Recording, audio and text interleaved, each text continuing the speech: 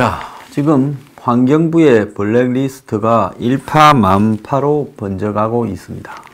이게 환경부에만 있었겠어요? 솔직히 말하면 환경부는 정부 부처 중에 산하기관이나 밑에 산하공공기관, 밑에 또 있는 회사 이런 게 딴 데보다 끝발도 없고, 여가부와 더불어서 환경부가 제일 먹을 게 없는 기관이지요. 금융 담당 각종 기관들을 거느리고 있는 기재부, 산자부 이런 데보다 훨씬 못하지요. 심지어 문화체육관광부만 해도 그 밑에 아주 삐까번쩍합니다. 그래서 경제를 맡고 있는 부서 밑에 얼마나 많은 짭짤한 데가 있을까요? 공기업 산하기관이나 공공기관들이 한마디로 버는 돈의 수준이나 하는 일의 수준에 따라 대우도 천차만별입니다. 그래서 잘 나가는 공기업에는 그냥 직원이 못 나가는 공기업의 사장 월급만큼 받기도 합니다. 그렇기 때문에 짭짤한 데는 그냥 두고 이 김 빠진 환경부에나 그렇게 열심히 챙겼을까요? 자, 청와대는 과거의 블랙리스트와 다르다. 우리는 과거와는 다른 유전자다. 사찰 DNA가 없다란 말만큼 우스운소리를 하고 있습니다. 야당은 문 정권이 초대형 블랙리스트를 만들었다 이야기를 하고, 여당은 문제없는 합법적 체크리스트라고 합니다. 자, 이게 이제 프레임이죠. 블랙리스트냐 체크리스트냐. 검찰은 청와대 인사수석실에 지금 환경부 블랙리스트 개입 정황을 봤다, 이렇게 말을 하고 있습니다. 이제 더 웃기는 거는 어제 권익위가 나서서 공공기관 채용 비리 182건을 적발했다고 발표를 했습니다. 자, 공공기관 채용 비리 강원랜드 때부터 적폐청산 때부터 어지간히 써먹더만은 전국에 무슨 11만여 명을 전수조사한다 하다가 지금 몇 차례 울가먹고 있습니까? 지난해 11월부터 올 1월까지 3개월 동안 채용 실태를 조사한 결과 기관 1205곳 중에서 910곳에서 채용 비리가 드러났고, 채용 과정에 문제가 드러났고, 정부는 그 중에 특히 심한 채용 비리 182건을 적발해서 비리 혐의가 짙은 36건은 수사 의뢰하고, 채용 과정에서 중대하거나 반복된 과실 착오가 있는 146건은 해당 기관에 징계 문책을 요구했다 했습니다. 왜 이걸 어제 발표를 했을까요? 그건 뻔하지요. 자, 지금 정부가 채용 비리라고 이야기를 한 거는 김성태 의원 딸 문제처럼 물타기죠. 자, 환경부의 블랙리스트를 가지고 산하기관장들을 쫓아내려고 했다면, 너네 보수 진영에서는 이런 식으로 채용 비리가 182건이나 확인되었다 해가지고 우리만 그러냐, 너네는 더 심하다 이러는 겁니다. 자, 그래서 지금 환경부 산하에 한 10건 안팎의 블랙리스트가 뭐 중요하냐, 이건 다른 거지요. 성격이요. 다른 걸 같이 섞으려고 하면 안 되는 겁니다. 자, 지난번에 서울교통공사에서 비정규직의 정규직화를 한마디로 정책회로 하게 해놓고, 그 즈음에 대량으로 민노총 등 노조의 가족 친인척들을 집어넣어서 그들이 정규직이 되게 한 부분에 대해서는 조사하지 않고, 과거 정권에 혹시 백 써가지고 들어온 사람이 있나 이것만 조사해가지고 이제사 이야기를 합니다. 그런데 여기에서도 누가 백을 썼다 이런 말을 못하는 걸로 봐서는 그냥 흔히 있는 지금 산하기관의 채용 비리를 한 거예요. 그러면 문정권이 들어서고 난 이후에 채용 비리로 들어온 사람은 몇 명일까요? 민노총 등 노조까지 포함해서요. 그거 조사하면 아마 1820명이 아니라 18,200명이 될 수도 있을 겁니다.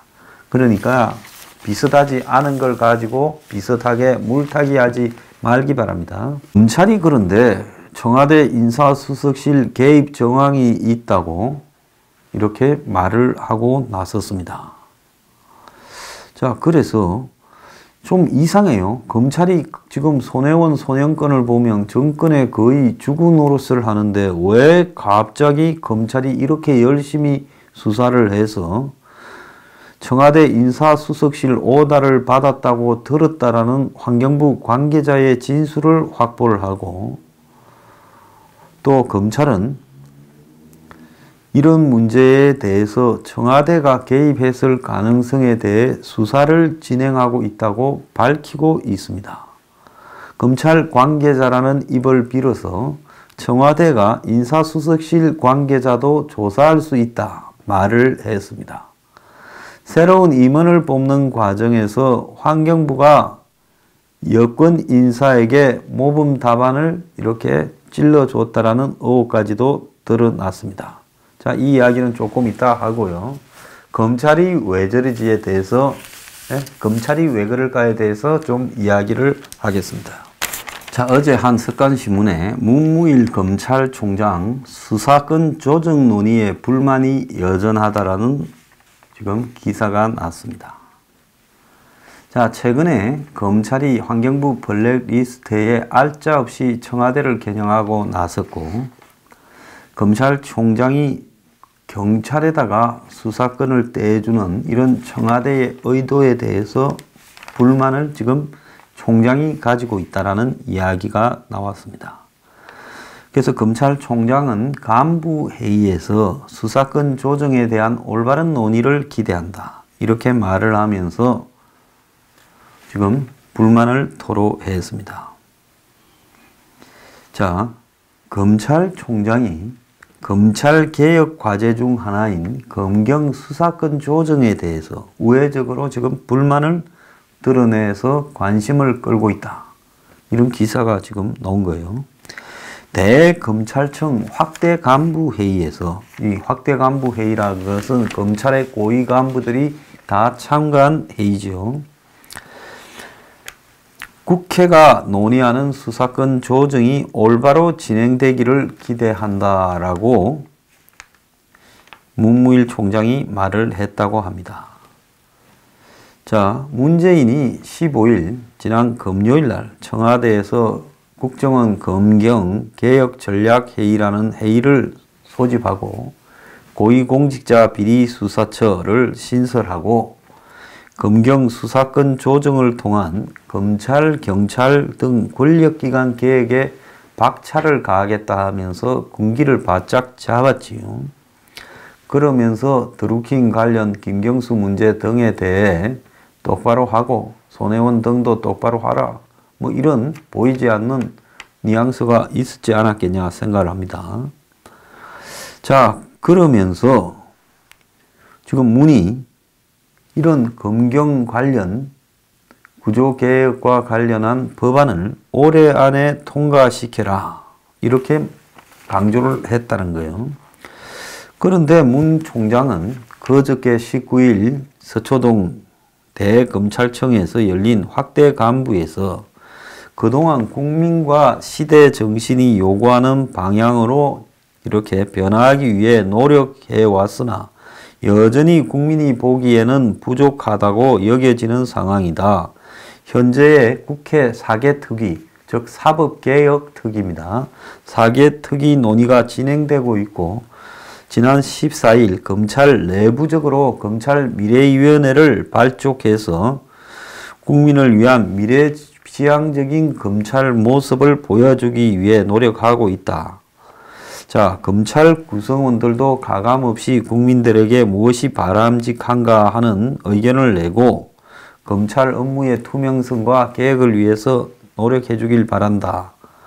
자, 이 말을 했습니다. 그래서 중요한 것은 검찰이 알아서 스스로 개혁하겠다라는 의미의 말로 지금 전달을 했고, 이것이 결국은 문재인이 밀어붙이고 있는 검경 수사권 조정이나 고위공직자 비리수사처 신설 등에 대해서 검찰이 지금 매우 못마땅하게 생각하고 있다는 겁니다. 자, 그러면서 이제 여기서 중요한 포인트가 나옵니다. 정부 여당이 추진하는 검경 수사권 조정과 연계된 불만을 감추지 않았다고 합니다. 그는 국회에서 실효적인 자치경찰제 도입, 행정경찰의 수사관여 통제와 연계돼 올바른 수사권 조정 논의가 진행되길 기대한다면서, 자, 이 경찰의 지금 자치경찰이나 행정경찰의 수사관여 이런 부분에 대해서 국회가 똑바로 처리해달라. 이게 현실적으로 가능하겠느냐. 지금 문재인의 경찰개혁 내용이 매우 복잡합니다. 자, 일반적인 좀도둑 잡는 자치경찰 있고요.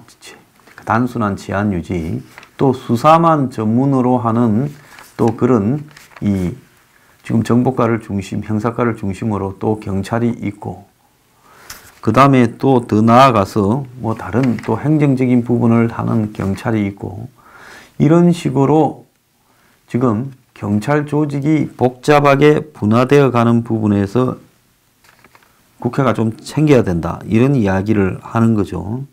그래서 전면적으로 자치경찰제가 시행되지 않은 채 수사권을 경찰에 넘기면 중앙 통제에 의한 독립성 약화로 인해 중립성 논란이 재현될 수 있다라는 입장을 지속적으로 검찰이 제기를 하고 있어요. 자, 경찰 조직이 어떻게 갈 것인지 방향이 서지 않은 상황에서 검찰이 경찰의 수사권을 떼주게 되면 결국은 이 경찰이 위에서 이제 이런 수사 상황들을 전부 통제하는 상황으로 갈 수 있다는 겁니다. 지금 검찰은 현재 논의되고 있는 자치경찰제 도입과 관련한 수사만 전문으로 하는 경찰, 행정경찰, 정보경찰을 이렇게 분리하지 않아 국가경찰 권력이 강해질 수 있는 구조라며 반대 입장을 지금 표시해 왔습니다. 자치경찰이 결국은 권력 분산, 그것이 목적인데 자치경찰은 조그맣게 하고 기존의 경찰의 알짜배기 조직들은 더 규모가 커지는 거 아니냐. 지금 이런 문제를 지금 제기하고 있는 거죠.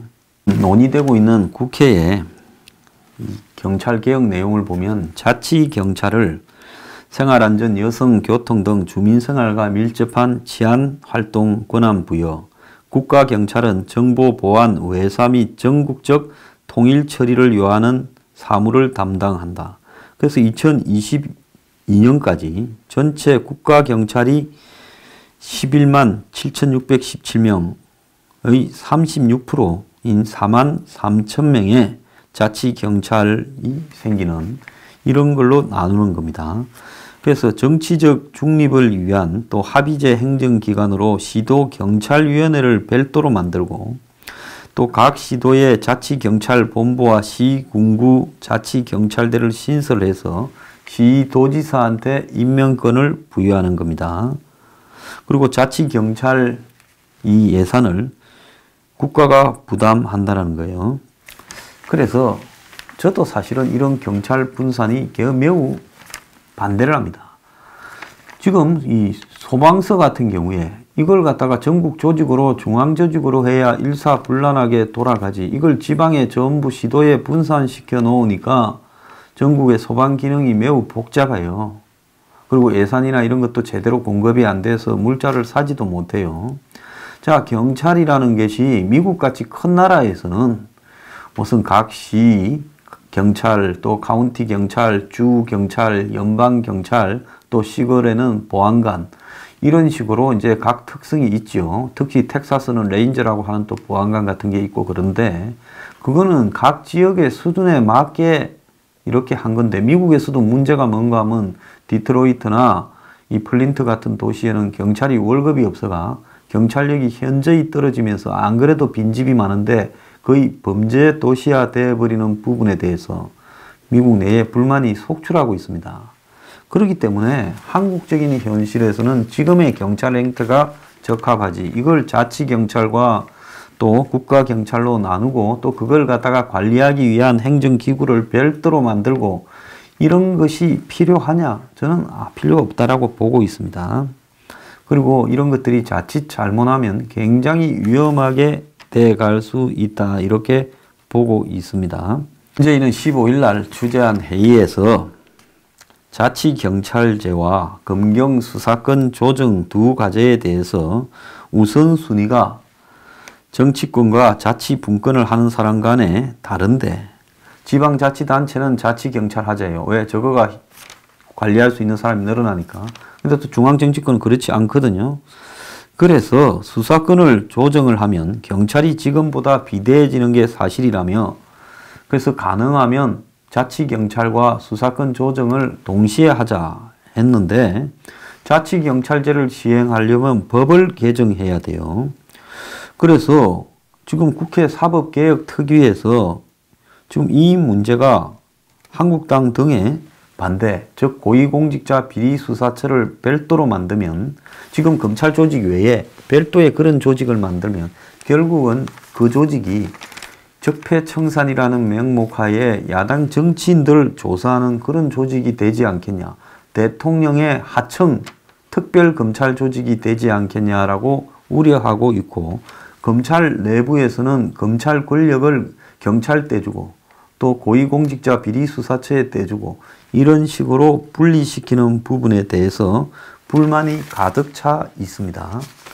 그런데 지금 오늘의 요지는 뭔가 하면, 검찰 내부에 문재인의 검찰 조직을 분산 약화시키고 경찰을 강화하려고 하는 입장에 대해서, 자, 정권으로 봐서는 검찰보다 경찰이 훨씬 말을 잘 듣고, 또 검찰의 속성은 기본적으로 보수적인 속성이 있는데, 경찰 같은 경우에는 이전부터 노무현 정권이나 문재인 정권을 좋아하는 분위기도 내부에 많았어요. 그리고 통제하기가 상당히 쉽지요. 그래서 경찰을 통해서 검찰을 견제시키고, 또 자신들이 임기가 끝나더라도 당할 일 등을 좀 예방하는 게 좋겠다, 이런 측면에서 검찰을 지속적으로 약화시키려고 하고 있어요. 그래서 검찰은 지금 주에서 문정권 들어와서 윤석열, 윤대진 등을 서울중앙지검에 포진시키면서, 또 지난 정권에 물을 먹은 박영철 같은 사람을 민정실에 보내서 반부패 비서관으로 시켜놓고 검찰을 이용해서 엄청 잡아들였잖아요. 검찰이 한마디로 개같이 협조를 해줬어요. 그러면 문재인이 사법개혁 문제를 좀 누를 거라 생각했는데, 또 무슨 드루킹 특검인이 이렇게 생기니까, 자기한테 화살이 돌아오고 손해원 문제가 생기니까 문재인이 또 검경을 불러가지고 또 겁을 주는 겁니다. 그러니까 검찰이 이것들이 개같이 일을 해줘도 또 우리를 없앤다고 겁을 주네.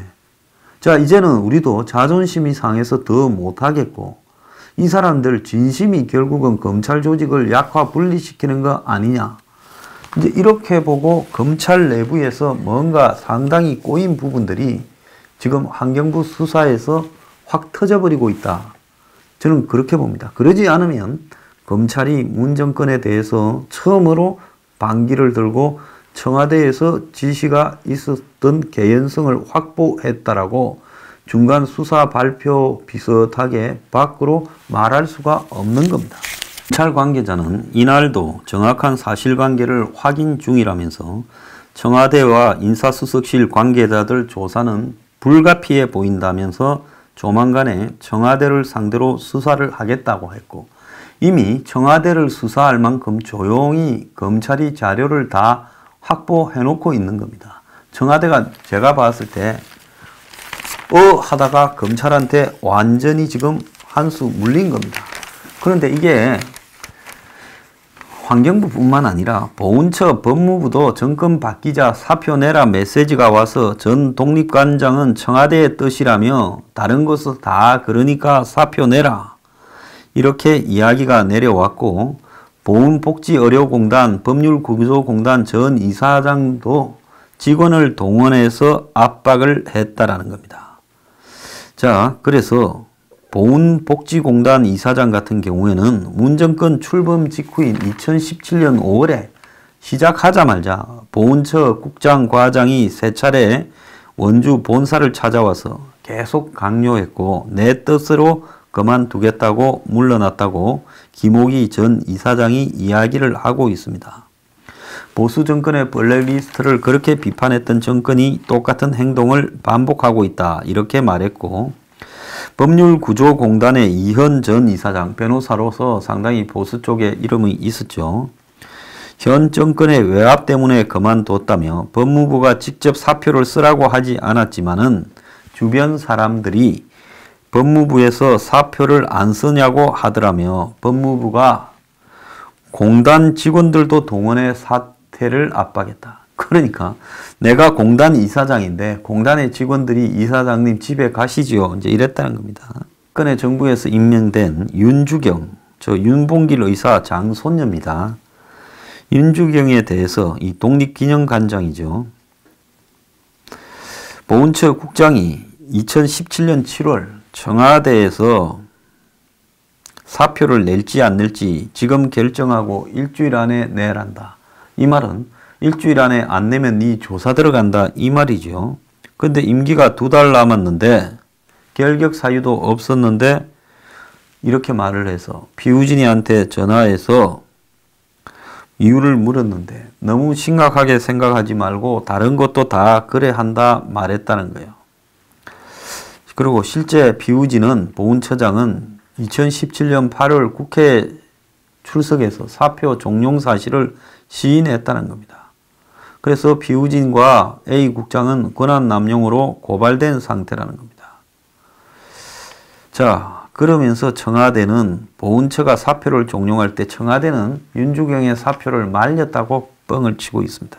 그리고 지금 환경부에 그때 당시에 장관이었던 김은경은 작년에 국회 환노위 회의에서 청와대 지침에 따라 산하기관장에게 사표를 종용한 사실을 시인하는 듯한 발언까지도 했습니다. 자, 환노위 속기록에 김동철 미래당 의원이 전병성 환경공단 이사장에게 사표를 내라고 한 거냐 본인이 스스로 냈냐니까 김은경이 사표를 내도록 부탁을 드린 것 같은데 그분의 임기가 아직 안 지나시고라고 말을 해서 김동철 의원이 장관님이 직접 사표 내라고 했느냐 하니 김은경이 직접은 아니고 환경부 기조실장이 했다 이렇게 말을 했다는 겁니다.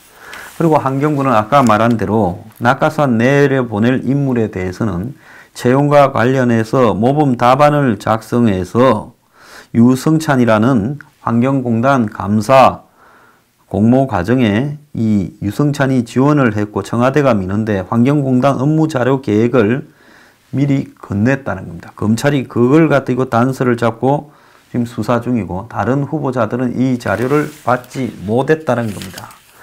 자, 청와대 김의겸은 발끈해서 블랙리스트라고 먹칠을 하지 마라 이렇게 말을 하지만은 이게 블랙리스트가 아니고 뭐냐. 그래서 법조계는 공모 절차를 무력화시킨 청와대의 이 월권 행위가 자, 기관장 추천 단계에서부터 밖에서 협의하고 내려보내면 이건 낙하산을라도 이런 낙하산은 없었다. 이것이 블랙리스트 아니냐. 이렇게 말을 하고 있습니다. 이건 뭐 따질 필요도 없는 거예요. 문 정권이요. 이렇게 지저분하게 어지러운 상황을 만들어 놓고도 우리는 사찰 DNA가 없는 깨끗한 유전자다. 개뿔. 5만 원 주고 유전자 검사 걔들은 받을 수 있어요. 무슨 종류고 잡종인지 순종인지. 자, 청와대도 유전자 검사 한번 받아보기 바랍니다.